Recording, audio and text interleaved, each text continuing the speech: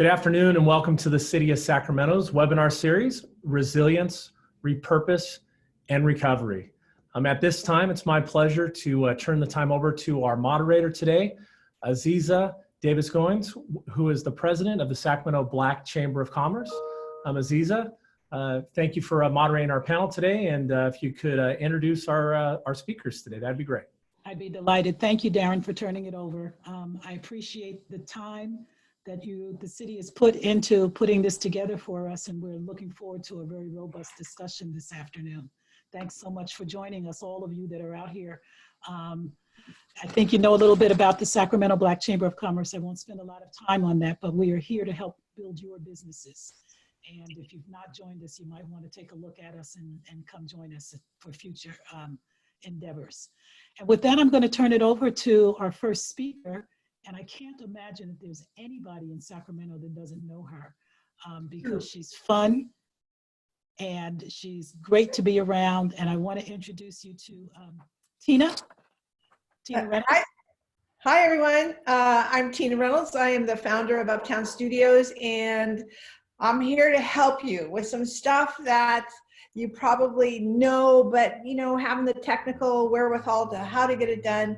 I'm going to walk you through a 3-month marketing plan that is especially important right now because we got hit with this COVID-19 and got thrown into a tizzy without a plan. Nobody had a plan for this. Well, maybe Meghan did, but I did not.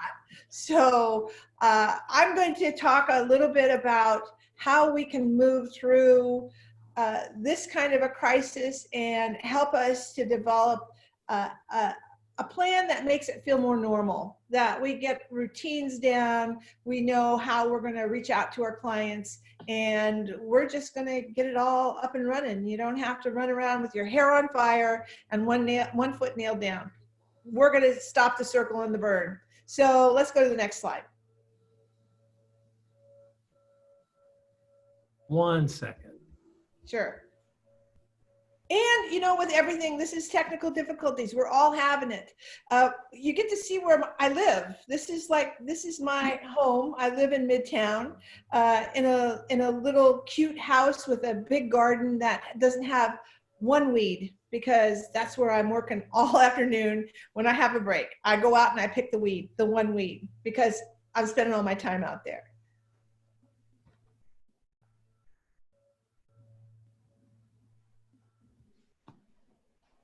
So are you ready? Yeah, go ahead. And are you seeing your presentation? We should be on slide 02. Go back one.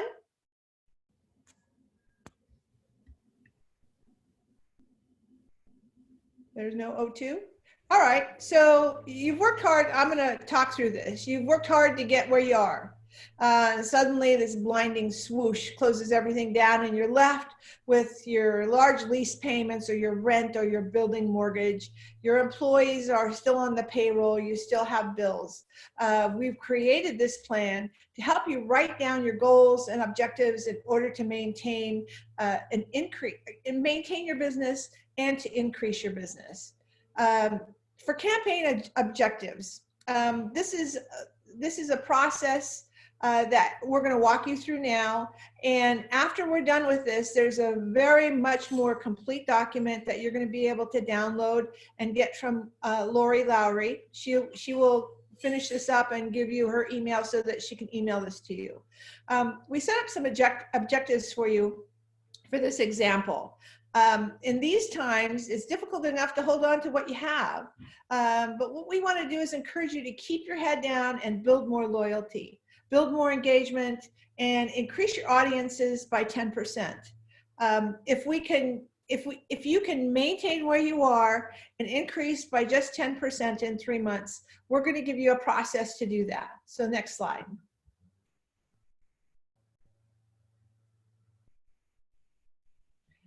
Should be a red slide. We don't have that one either. There is a red slide there. If you have it in front of you, many of us may already have it on the screen because I can see it. Okay, you have the, okay, I see it. All right, you have a double page. So right. So the campaign strategies, you're already on social media. You probably have an e-blast that you send out. Your website is there and you're working on it. Let's talk about how to connect with your audience. I want you to start using emotional messaging, inspirational ways that you're continuing to work, the new ways to connect with your audiences. We want to talk to you about how we've taken this big life-changing issue and we're working to continue to deliver your products and services to your clients by posting on social media, by developing a campaign to increase your brand awareness, to build new followings. When we talk about a campaign, we're talking about a set of messages around the same strategy. So if we're doing a campaign about building awareness, it's an awareness campaign. You would do that by writing a series of posts that are all talking about your business model, how you are being creative at continuing your business, how to build knowledge, or how you are giving back to your community. All of these messages, it should have the same kind of look and feel, and the tone of the messages should be the same. And that way, you're creating a campaign. So when it posts to your social media channels, people are going to recognize, oh, this is from Uptown Studios, and they're talking about how to keep their employees engaged, or whatever it is that we're talking about. The next slide. So this is your media plan. Owned media is your social media, your e-blast, your website. You set them up, you manage the content. That's your own media. How will you use your own media to produce your messages? You craft campaigns, like we mentioned in the last slide. You post them to your social and your web channels, and you want to be consistent. Post to your social at least 4 to 7 times a week. Normally we might recommend a little bit less, but since social is so big right now, everybody's on social. Everybody is making videos. Everybody is improving their website. And if you're not, you should be. Post 4 to 7 times a week. More if you have consistent messages that are relevant and interesting. If you haven't started a blog, we started blogging about 6 years ago, and we rotate it through our office, so we're always having different voices and different stories from each of our departments, the web department, video department, and so forth. And the blogs really they're going to increase your SEO on your website. You're going to share information that's important to your audience. You're going to help them. You give it away. At Uptown Studios and all the stuff that we push out there, we have the motto of give it away, give it away, give it away now. I can give you everything you need, and I can teach you how to do it. But the people that don't have the time to do it are the ones that are going to call us for help. So by giving it away, you really aren't giving away your business. You're just giving away tips to people that can do it until they get so busy they can't do it, and then they're going to come to you. Your website is everything now. Your website is everything for a long time, because if you're in a service business, people don't just walk into your door and get an appointment. They look at your website, they look at your social media channels, they look at other competition, and then they decide whether they want to call you or get a quote. So first they're going to your website. So go through your website. I want you to look at the pages on your website. I want you to know what you have up there. If it's been a while since you've edited the content, it's time to read through your content on your site. It is a great time to do it, because this is where everybody's going, to your website. I have an official gift for everyone. If you would like an SEO site review, email me and I will run an SEO report on your site. And it has everything that's an issue and how to correct it. And I would be happy to help you with that. Tina, can I just stop you just for a second and ask you to explain what SEO is? Search engine optimization. So search engine optimization, also called SEO, everybody hears about it. It is, the way that I describe it is Google, when you do a Google search, if you search for graphic design Sacramento, hopefully Uptown Studios will pop up on page 1, and it's because we're writing about graphic design Sacramento in our content on our page. So Google finds those words, they're called keywords, and then they'll move you up in ranking so that you sooner or later get onto page 1 if you're doing your work. So SEO is really, really important. It can change the way and how successful your business is. I like to say, I am Google's bitch. If they want me to do something, I do it every single time. When Google says do it this way, we do it this way. So search engine optimization is super important to get onto page 1 of a Google search. Okay, let's go to the next slide. The conclusion. Your brand loyalty is your reputation, and it's what this review is all about. If you can hold your clients that you have now, when this pandemic subsides, you will be well positioned to build new business. If you're not building new business right now, it is build your reputation. You need to talk about how you are helping the community, what it is that you're doing. When we're light at Uptown Studios, when my team doesn't have enough work, especially now, I give them nonprofits to help. We donate work to nonprofits so that they're busy, and we're really working on our tagline. Our tagline is Designs for Social Change. So giving to community is a big part of our business, and it's the way that we build our reputation. We want you to have a shiny reputation. So talk about the things that you're doing within your business. If it gets to be too much, you need some help, we're right here to help you, and we'll help share your shiny reputation with you. Okay, the next document. We've got about a minute, and then we're going to start taking questions for you. Okay, so the next steps, in the final document that you can receive from Lori, all of these documents, the brand message architecture template, the 3-month content calendar, each of these items is included in a document we'll send to you that has a self-editing PDF so that you can fill in your stuff, you print it out, and then you have your plan. So I just want to say thanks to the City of Sacramento for hosting this. Thank you, Azizza, for being the host. Lori and Darren, thank you for managing to get us on. And a special thanks to Meghan Phillips for sharing this stage with me. All right, questions or next. Do we have questions? Darren, did any questions come in? Not to this point, but if you'd like to ask any questions, if you could use at the bottom of your Zoom screen, there's a Q&A button. You can tap in the Q&A, and maybe we could have Meghan provide her presentation, and then from there afterwards we can open it up to both panelists. That sounds great. I want to introduce Meghan because many of us don't know her, and I just have had the delightful opportunity to meet with you, Meghan, and I'm really happy and excited to know you now. Meghan is inspired by her 20 plus years in the food and wine industry. I don't know why I didn't know you before now. That's such a great industry to be in. Meghan is a talented storyteller and passionate advocate for the community around policy and young entrepreneurs. As founder and CEO of Honey, she leads a diverse team with capabilities ranging from strategic marketing, consulting, creative design, specializing in food, wine, and the ag industry. I'm so happy to have you with us today, Meghan.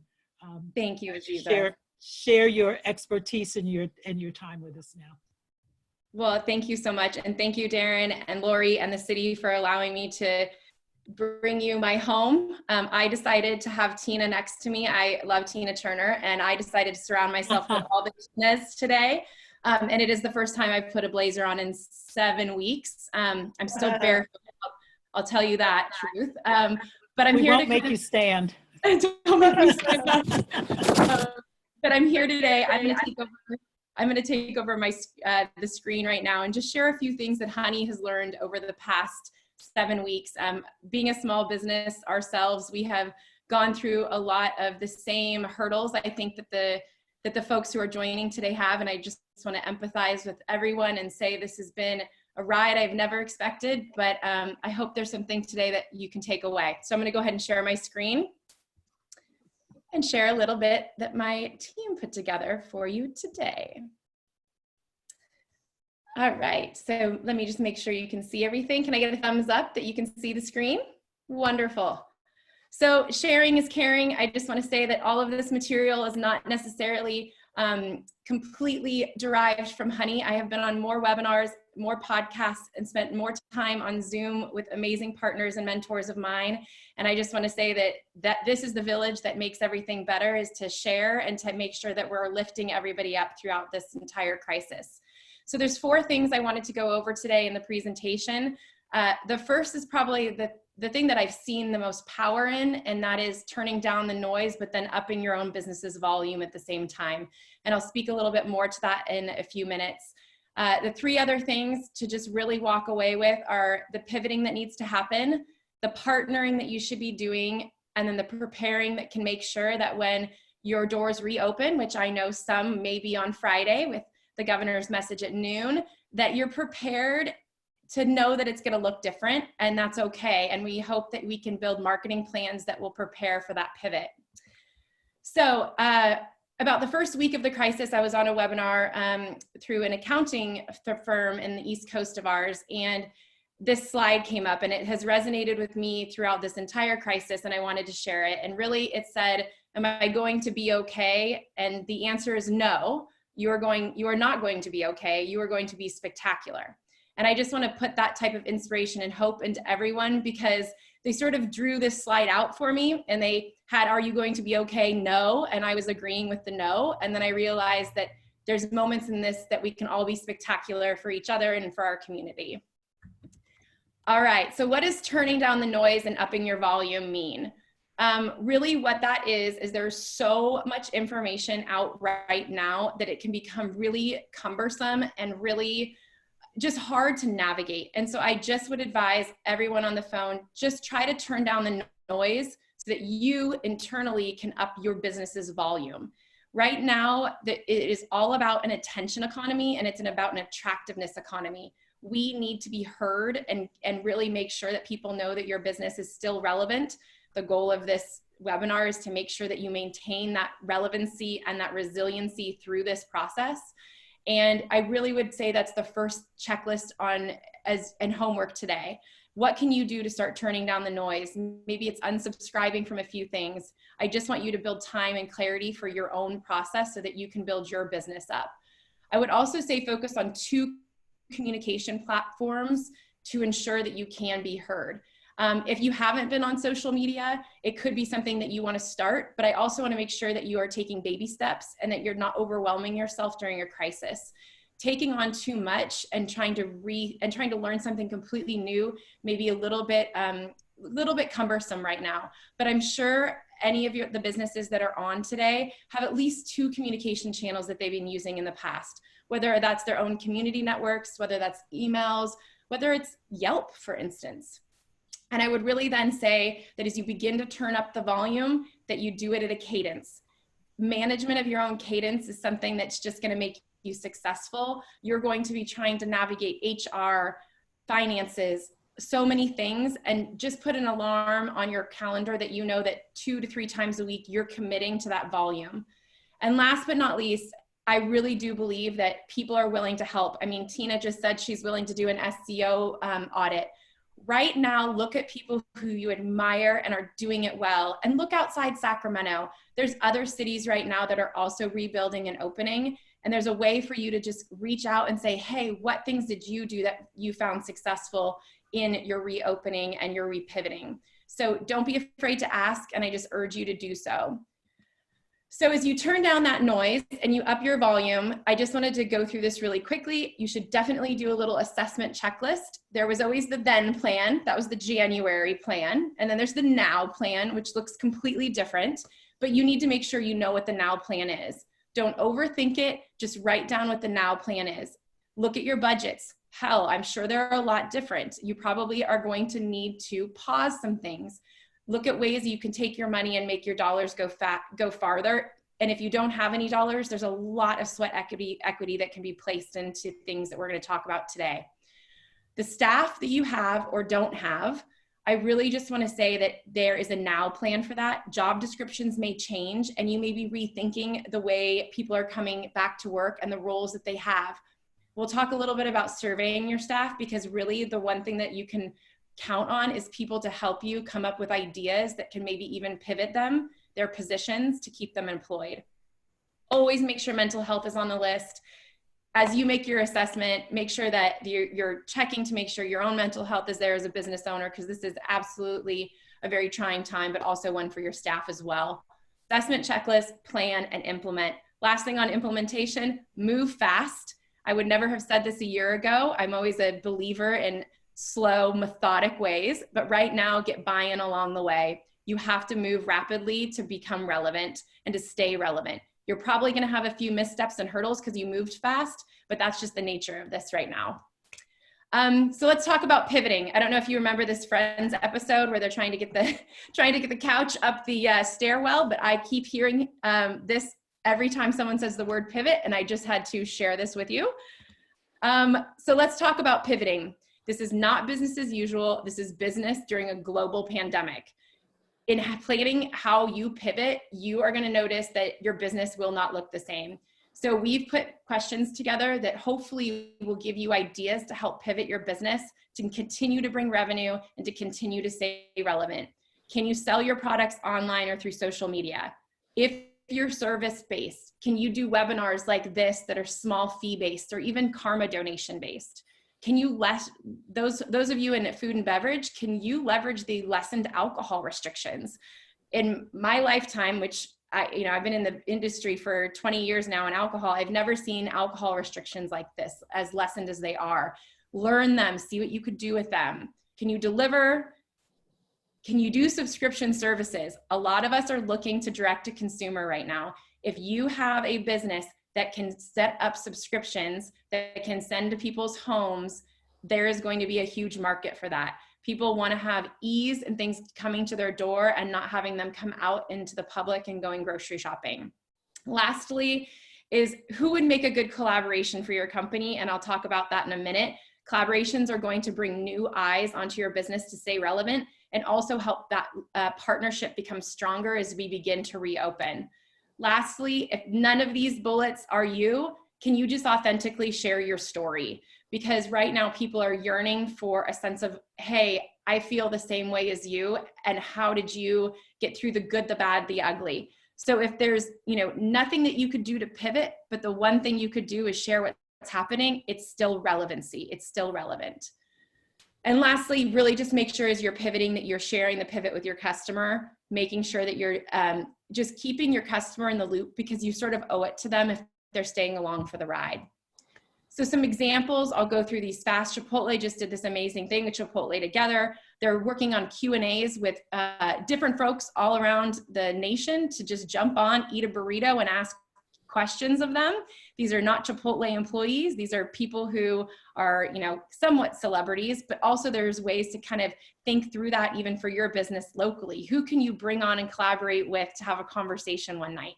If you're a gym, trial memberships are going really big right now. Open up free memberships to audiences who have never been in your doors before. This is a moment in time where your pivot is going to open new target audiences. So I'm going to go through partnering really quick. I actually think this is one of the most important things you can do right now. Look for businesses with the same value systems, they don't need to be a like-minded industry. They just need to be something that feels like a strong collaboration where you can partner and do work together to lift both of your businesses. It's hard to reach 500 people through just your own network, but it's easier to reach 500 people through 2 networks or 1,000. We're seeing this a lot right now. And I would just say today, write down 3 companies that you believe have the same value system that you can begin to partner with and work towards not only helping Sacramento rebuild, but helping each of your businesses. You can also consider working with nonprofits. How can you in your business serve the nonprofit community right now? Whether it's a donation through your service, but it's also bringing awareness to both you and the nonprofit. Some great examples, Good Bottle and Empress Tavern has done a lot of things, especially going into Cinco de Mayo this week. Madewell has done charitable contributions with their charity of choice. And of course, we've had an amazing work being done by our chef community who are working on the family meal program. These are all great examples of partnerships and pivots in Sacramento that have done a great job and have also gotten national press on it as well. So your homework today, three organizations and community or even national businesses that you can partner with to raise awareness. So as we prepare, and my last few moments is to talk about preparation for what's to come and what's gonna make you stay relevant as we reopen. I really do advise that communicating with your staff about things going on are gonna be very important. Employee generated content is very powerful right now. Survey your employees, survey your customers, ask what they want, and ask if they have ideas. Being a business owner, we have a whole laundry list of things that maybe aren't as creative. They're more financial driven and survival driven. And I think it's an opportunity to brainstorm with folks that are just know your business intimately and can share ideas. Reinvent job descriptions. Your hostess may be doing much different things than they did before, curbside takeout. Your retail salesperson may be posting on Instagram, and your hairstylist may be doing FaceTime consultations. But you need to be able to look at each person and see what they could do during this rebuild and this relevancy stage and resiliency stage to pivot. And then lastly, I said this early on, say it again, communicate with your customers. And it is very unique to each business, and I understand that. Some people aren't on social media. Some people are going to just use email, but however you are communicating, keep doing it. It's very, very important.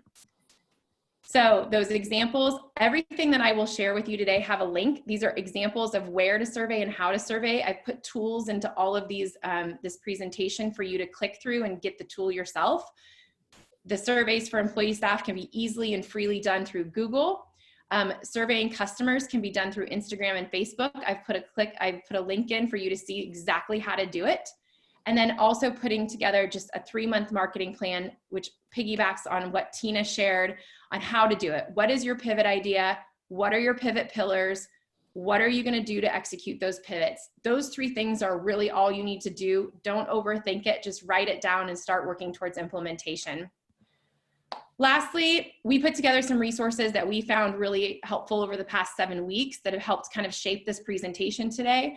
These are a few articles about really the attention economy that's required right now, just turning your volume up so that you are at the forefront of just authentically sharing your journey and what it's going to look like as you reopen. There's also ideas for strategies to chart a path forward. I really think that's a really powerful one to open up. And then I did hear over the past few weeks, people not understanding how to really use social media to do shopping. So I shared that you can actually do a lot of things within Instagram to set up shopping. So if you are a retail sales store or you are a small business that has a retail shop, you can do that as well. And of course, the city and the chamber here in Sacramento have fantastic resources, and I wanted to make sure you had those links, even though I'm sure that they will absolutely share those. Absolutely. So the way to get started is to quit talking about it and begin doing it. And I want you to just go on and be spectacular, keep doing great things, and we're here for you. And we can't wait to see the city continue to thrive, continue to collaborate, and do amazing things going forward as you guys stay relevant and pivot your business. So last little plug, Honey is doing weekly emails to get tips, fun ideas, and honestly, there's some weird musings in there that we throw in every Wednesday morning just to make you smile. So go ahead and sign up for our newsletter. This will also be in the presentation as well.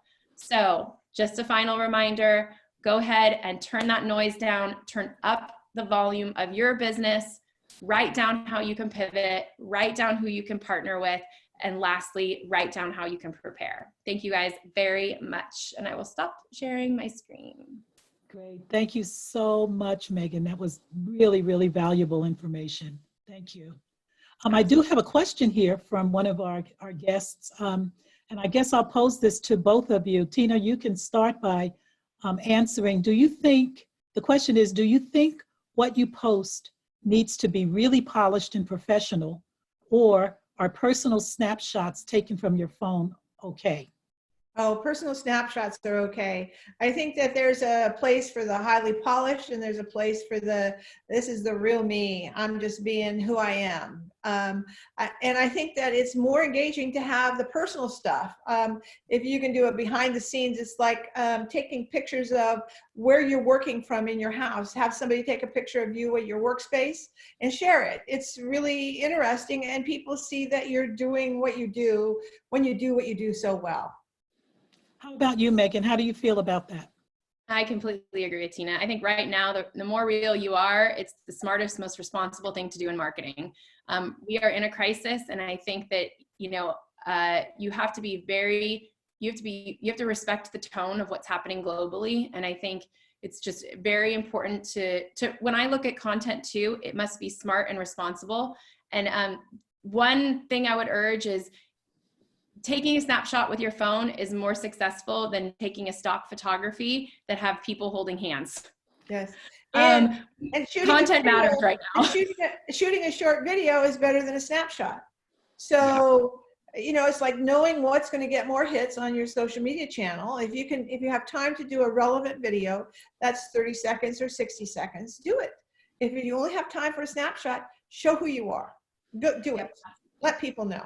I have a question for both of you. And my question is, oftentimes you hear that people that are on social media don't have very long attention spans. So is that 30 to 60 second time? No, it's like 8 seconds. Is it 8 seconds? So if you're doing a 30-second video, you better grab them in that first 8 seconds, because they're not going to get past 8, and they're going to watch it and they're not going to turn the volume on. So you got to be who you are, be engaging, let people know who you are. And I also would say, if you're taking the time to do social media, go and engage with those other small businesses and businesses in the community. Give them kudos, give them, you know, a high five, hey, love what you're doing, because that sort of engagement is going to bring awareness to what you're doing as well. So think about making time to just not only post for yourself, but to also engage with other businesses. And tagging is also really important, just so people get eyes on what you're doing. It is noisy out there, and you know, there's now TikTok. I don't even know. Right. So that's a whole other thing. And too, if you tag somebody like Meghan, or you tag me or Azizza, we're going to share it with our group. So tagging people is really important, because it just expands your reach right away. And the part of my presentation was having a strategy for your social media, so that it looks like a campaign and it's thought a little bit about. You don't have to think it fully through, but then you have this strategy of how you're going to push out content, and then the personal snapshots, those just go with it, and it just reveals more about you. And I really do think, going back to what we were saying too, you may not be needing, social media is important, but if it's something that's going to be cumbersome during survival of your business, find the 2 channels that are easier for you. And I think, you know, an email from an owner is so much more powerful to customers. So if you at least have email addresses, or you know how to communicate through other platforms, don't be afraid to do that, because it's okay to just know that this is what you have in your toolbox. Mm-hmm. And, you know, if social media is not your thing and you just want to tell somebody else about it, people are willing to share that. You know, I think that that's an important thing. Yes. And blogs. I mentioned blogs in my discussion. Blogs are really important for getting valuable content that's longer form out there to your audience. And you're telling them how this piece of thing was made, and you show them behind the scenes, and you talk about the process. It's all information that people are going to be enjoying. Well, we've heard, we oftentimes hear about having a way in which we can measure the success of what we're doing, particularly around social media and marketing. And so how do we tell our audience now how they can measure the success of their marketing and their social media output? Meghan, you want to go first? Sure. I think right now it's return on your investment is going to be different if you're not necessarily investing dollars. And I think that there is a lot of sweat equity and organic work that can be done. And I would advise to look at that first, as all of our budgets are being sort of skimmed a little bit. And I would say, if there's a way for you to put in a link that people are going to, say a shop link, or in your profile, you're having a link that you can track just that one page of analytics to see how many people are going there. That's a great data tool. The second really is going to be traffic. If you are going to be reopening and you're going to do sort of like demand-based pop-up sales. I'm kind of thinking retail here, where you're saying on Saturday, we're going to be doing a sidewalk sale from 10 to 2. Track the amount of people that came so that you're figuring out exactly the cadence of which that feels like as we begin to reopen. And I would just really think about knowing how Google Analytics is maybe set up on your website. And if it's not, I would highly recommend writing that down as a checklist. And myself or Tina can talk a little bit more about that offline, but analytics are important. It's important to know who's coming to your website or it's really important. I think it's like number one for our firm. Who's coming to our site and where they're going and how long they're staying, and are we driving traffic from our social media to the website page? We create landing pages that talk specifically about what that offer is on social media. Another way that you can track if you're being successful is that you set goals. So you say, okay, next week I want to gain 50 followers on my Facebook page. And then it's a personal challenge. It's like, what do I have to do? If you're at 40 on Thursday, guess what? You're going to put in some extra time to get that extra 10 because that was your personal challenge. I want to get 50 people. So setting up goals is like, I want to increase the number of followers. I want to increase my engagement by 10%. I want to I want to get 100 clicks to my website from this ad. And you can track that through your Google Analytics. Remember, I am Google's bitch. So whatever Google says for us to do, we're going to do it. And we're going to help you how to do it too. Tina, do you want to give us information or give the audience, because I know how to find you, but there may be a few people out here, maybe one or two, that don't know how to contact you. How would they reach you? The easiest way is through my email, tina@uptownstudios.net. And I'll respond to your email, and you can follow. LinkedIn is my personal favorite channel. I'm on LinkedIn. That's the channel that I spend my time on. And that's where I go. Oh, there it is. Thank you, Darren. Thanks, Darren. There it is. And Meghan. And Meghan and I meet offline and talk about marketing firms and how it is that we can work together, because there's plenty of work for everyone, especially if you're like-minded. Meghan, you had a great presentation and talking about how you partner with like-minded businesses. And we found each other and we're like-minded. We want to do good for our clients and do good for our community. I think we have another question out here. Sure. The question is, with so many uncertainties around COVID-19, how do you manage expectations if you can't promise you'll be seen or things will be delivered by a certain time? It's a good question. Yeah. You want me to go first? Sure. Yeah. If you look at COVID-19, the one thing that you can be sure of is you can't be sure. But what you can do is you can move forward with the best intentions that you can bring. If you intend to stay in business and it works out, you're working on your reputation. You're building your reputation. If your intention is to stay open and you can't, it's still your reputation. How do you close with good intentions? How do you move from here to the next place with good intentions? You have to write down what it is that you're going to do. It's like running a business. Do I pay for health insurance for my employees? Do I give them adequate time up? These are all intentional things that you set up for your business. COVID-19 is the same thing. You have to have intentions, and hopefully they're good intentions and they'll shine through. Yeah. Meghan? I also think that this was a moment in time for all businesses to have a resiliency plan.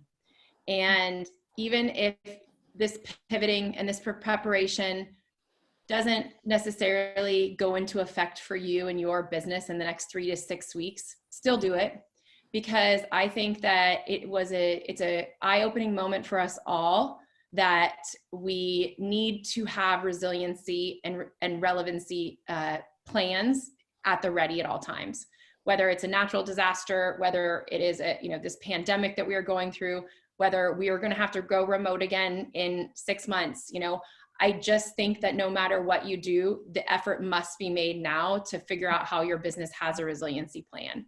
And what what is also kind of reassuring is that probably all of us in our bellies or in our hearts have had that one to do in our business that we've been wanting to take care of, but business gets in the way. And, you know, as you look at those pivot questions that we kind of shared and you write your list of pivot questions, it may reveal itself that there was always that one thing that you needed to do for your business that just right now matters most. And maybe it is, I meant to get that e-commerce up. I needed to get selling on my website up. And, you know, you maybe kind of shunned it through the, you know, aside because it wasn't going to bring the amount of revenue you needed right away.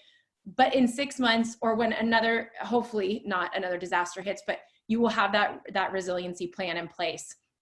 So to answer that question, I think it is uncertain, but it's so important. Like, just doing the work is going to help you in the future. And it also is just going to make you feel that you're going to have a plan in place. If it ever happens again, which we could be in this for a little while, but I really just do think something is going to reveal itself that will always make you realize there's something else in your business you could have done. Yeah. I'm working at this whole thing it's a long-term change that's affecting all of us. And the sooner that I can grasp it and have it become normal, not my new normal, this is my normal. And I found that routine is really helping my normal. Put my shoes on, Megan. I put my shoes on every day and it helps me. It helps me to know that I'm going somewhere. I got my shoes on.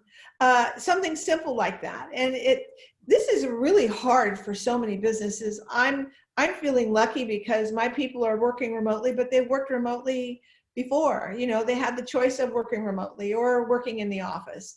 Now I have this big building that I'm buying that I'm paying rent on and everybody's working at home. So, I mean, we all have these struggles. So what is it that we do? I'm having my facilities guy paint the whole inside of the building because he can, right? It's like, what do? You punt. You punt and hopefully you're punting forward and it doesn't go over backwards. I'll wear shoes tomorrow. Yeah. I'm going to call you and check. You're on mute, Azizza. I can't hear you, Azizza. No? Okay, there. Yeah? Can you hear me now? Yeah. Okay. I was thinking about the same thing in terms of you saying you put your shoes on every day. The first few days were a little iffy for me too, but then I found if I got up and prepared as if I was going into the office or to a meeting the same way I would any other time, I feel much better and I find myself to be a lot more productive. Yeah. So I'm really suggesting that to those of you that are not familiar or very comfortable with working at home, that you treat the way you work at home the way you would treat yourself if you were leaving your home every day to go to an office or to another building. It seems to work for me. Perhaps it'll work for you. Yeah. Any other questions out here for us? I have a question for Megan. How many are on your team now? We had 2 join our team today, actually. Awesome. We're really excited to say that. I'm very hiring. How is that? That's exciting. Yes, we put our hiring on hold for 2 months and it definitely affected my soul, but they started today. And I'm just excited because, you know, we pivoted and we are doing work right now that's not necessarily in our niche, but it's making a difference. Yeah. And it's bringing us business. And I say that because I just want to let everyone on this webinar know that I feel it so much. Like we're pivoting too. We're pivoting every day, but we're 12 right now, 12 people. Oh, that's awesome. Congratulations. Congratulations. That's huge. So how was remote hiring? Or did you met them face to face before? Luckily enough, I met them face to face in March before they moved into Sacramento. One of them moved out of the Bay Area actually to come to Sacramento the week of the lockdown. And remote onboarding has been challenging, but I will say that it's making me work harder on processes. It's making me work harder on communication. and it's making me commit to more time with them because it's on my schedule and I'm Zooming with them for 2 hours. Yes. Our creative director is handling it the most, but it's pretty amazing when you're not torn in a million different places, how much dedication you can give to onboarding an employee. Yeah, you know, the time that I was spending before COVID, it was like every morning I had a breakfast meeting, I had a lunch meeting, and I had a 4 o'clock happy hour with some client. I mean, it was almost every day. So there's like the to and from and that space. Yes. It's like Yes. it all got filled with other people that I can reach out to and connect with. That's what we mean when we're talking about pivoting. Yes, when we talk about pivoting, it's like, this is the way we used to do it. And now I can do more of that and have as much fun. When I first got onto the video chats, it was like, oh God, more videos. But now I love it because it's a way that I can see that Azizza has her happy face on and she's happy to be here. And Meghan is comfortable in her blazer that she has it's new blazer now because she hasn't had one on for 2 weeks. That's right. That's right. But you know, this is the me that I have, but I have shorts on. So it's okay. When we first got on, everybody said, oh, Tina, you dressed up, and I stood up. And they went, oh, okay, you're okay. And then we all felt really good about ourselves. Yes. Ladies, I want to thank you so much for this opportunity and for sharing all of the information that you've shared. It's been invaluable. And I'm sure that you're going to be hearing from a lot of people. We've had quite a few people join us today. And again, here are the addresses and phone numbers and email addresses and websites for all of you out there that are listening.